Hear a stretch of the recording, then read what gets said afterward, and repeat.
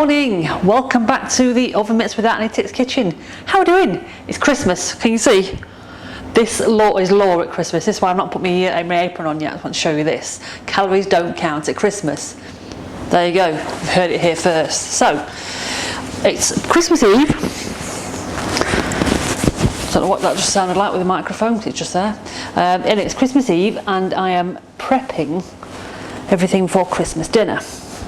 So I'm taking all the meat out later on tonight to defrost overnight to cook tomorrow, so that's fine. Veggie I'll do tomorrow. But I need desserts. I can't do desserts on the same day because I won't have time. So we have 3 desserts we're having. Yes, I know, we're piggies. Christmas pudding, which is already up there on top of the unit, done a few weeks ago. Maltese cake, which you'll see in another video. And chocolate concrete. Now this is a Skool classic. So if you've ever been to school, most people come to school, if you've ever had school dinners, you'll have had this at some point with pink custard. Now we're not having pink custard because I just want normal custard. Do you know what I mean? So, but we are going to make some chocolate concrete for Christmas Day pudding. So without further ado, let's get going. Now it's a very, very simple recipe. You can Google all these recipes. There'll be loads and loads out there. They're all very, very similar. They have 4 ingredients: flour, sugar, cocoa powder and butter. That is it. So I've already got everything weighed out because obviously I've established this. It's the easiest way to go, and I've already greased a square cake tin. So it's about 8 inches, that 8 inches be 8 inches. So start off with putting all the dry ingredients in here. Now don't write it down because I'm going to put it at the end, and I'm going to put a link in the description of the video as well, so you can just copy and paste later. So in the bowl goes 250 grams of flour, 250 grams of granulated sugar. Now you will need a little bit more of this later on just to sprinkle over the top when they're cooked, and 70 grams of cocoa powder. So give all that a good mix so it's all kind of combined. It literally is the quickest recipe ever. I mean, I was going to put the GoPro on this, but for what's in it, I don't think you really need to. So that's all pretty much combined. And then you make a little well in the middle, and that's where you pour your butter in. And then once you've mixed it all together, that is it. That is your batter mix. Easy, isn't it? Easy when you know how. So there's my little well. Melted butter, and this is 150 grams of melted butter. Now I tend to use salted butter for everything. I just think it gives everything a nicer flavour, but if you want to use unsalted, that's absolutely fine as well. I think the recipe actually does say unsalted, but if you've watched any of the recipes long enough, you'll know I do what I want anyway. If I don't want it, I don't use it, I don't go in. If I want it, it goes in. Cooking.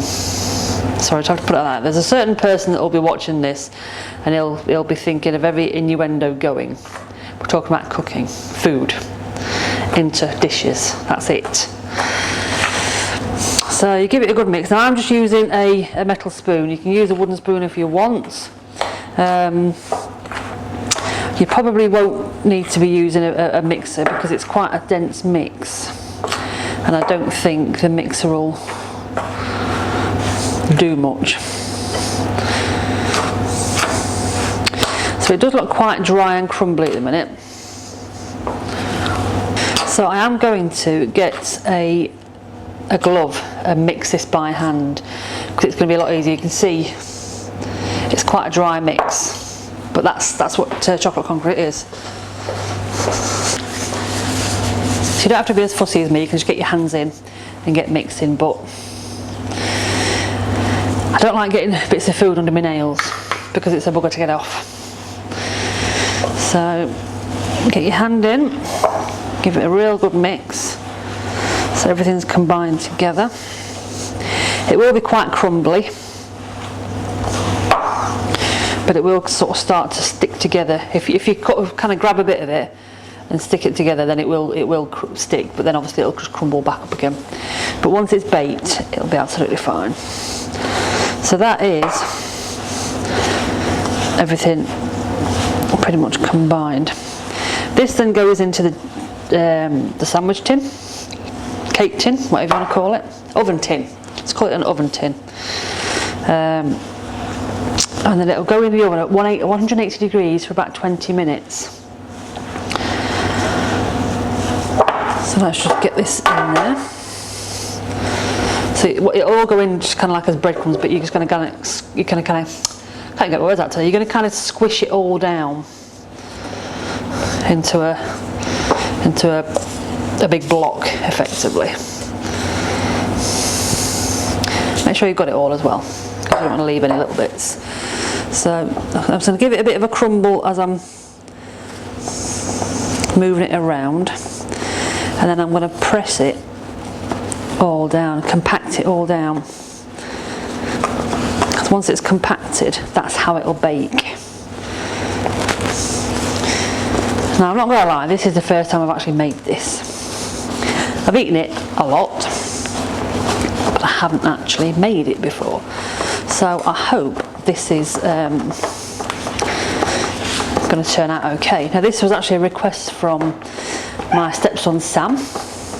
I always give the kids a choice of what puddings they want at Christmas. The Malteser cake was the first one, so we're making that. And he says, well, what about chocolate concrete? I was like, okay.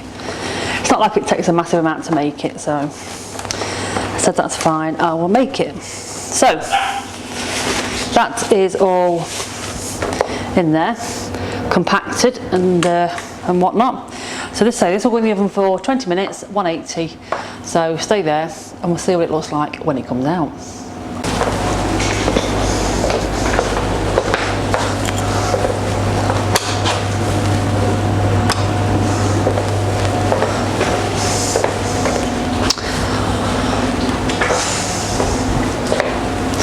So here we are. I've already taken it out of the oven. Oh, let's just do this.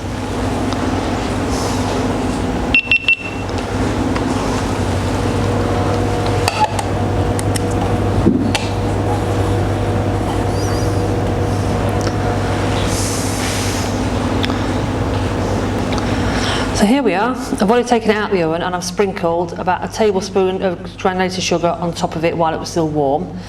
Again, 10 minutes later, while it was still fairly warm, you cut it up and it's ready to be taken off that onto the cooling rack.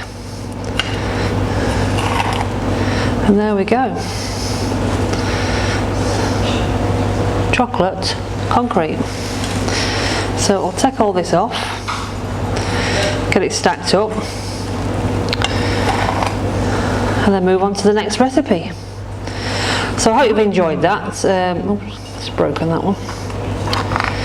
Don't forget to give us a like, give us a subscribe and thumbs up and all that jazz. And we will see you next time in the Oven Mitts kitchen and see what delights we're going to be cooking for you next time. So take care. If I don't speak to you before, have a lovely Christmas. Stay safe everyone. Catch you later.